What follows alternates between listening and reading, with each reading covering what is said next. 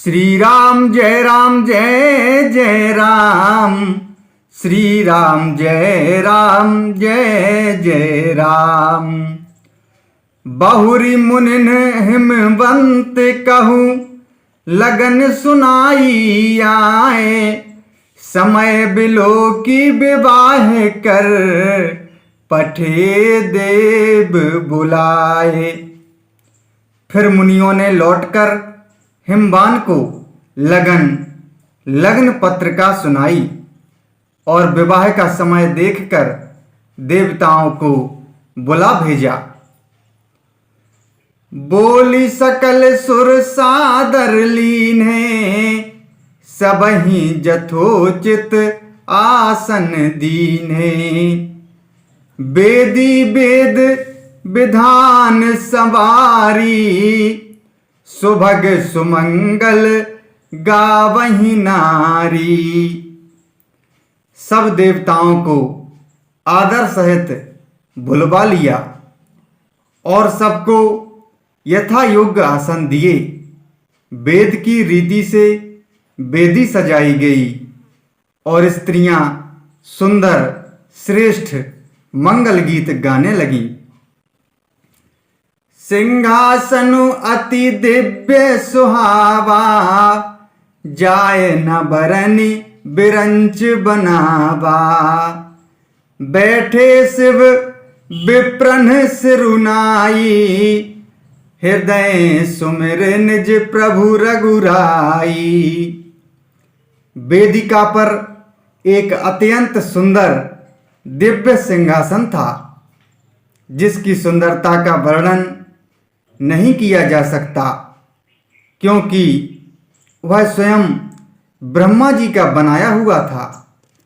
ब्राह्मणों को सिर नवाकर और हृदय में अपने स्वामी श्री रघुनाथ जी का स्मरण करके शिव जी उस सिंहासन पर बैठ गए।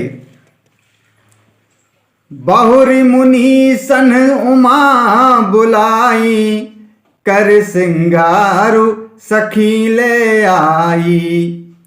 देखत रूप सकल सुर मोहे, बरने छवि अस जग कवि को है।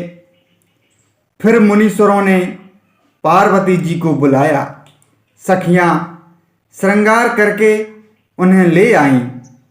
पार्वती जी के रूप को देखते ही सब देवता मोहित हो गए। संसार में ऐसा कवि कौन है जो उस सुंदरता का वर्णन कर सके। जगदम्बिका जानी भव भामा, सुरन मन ही मन कीन्ह प्रणामा। सुंदरता मर्जाद भवानी, जाय न कोटहूँ बदन बखानी। पार्वती जी को जगदम्बा और शिव जी की पत्नी समझकर देवताओं ने मन ही मन प्रणाम किया। भवानी जी सुंदरता की सीमा हैं। करोड़ों मुखों से भी उनकी शोभा नहीं कही जा सकती। कोटेहूँ बदन नहीं बने बरनत, जग जननी शोभा महा। सकुचहि कहत श्रुति शेष सारद, मंदमति तुलसी कहा। छवि खानी मातु भवानी गवनी, मध्य मंडप शिव जहाँ। अब लोकी सकहीं न सकुच पति पद, कमल मनु मधु कर तहाँ। जगत जननी पार्वती जी की महान शोभा का वर्णन करोड़ों मुखों से भी करते नहीं बनता। वेद, शेष जी और सरस्वती जी तक उसे कहते हुए सकुचा जाते हैं, तब मंद बुद्धि तुलसी किस गिनती में है। सुंदरता और शोभा की खान माता भवानी मंडप के बीच में जहाँ शिवजी थे वहाँ गईं। वे संकोच के मारे पति शिवजी के चरण कमलों को देख नहीं सकती, परंतु उनका मन रूपी भौरा तो वहीं रसपान कर रहा था। मुनि अनुशासन गणपति पूज्यऊ शंभु भवानी, को सुन संशय करे जनी, सुर अनादि जिय जानी।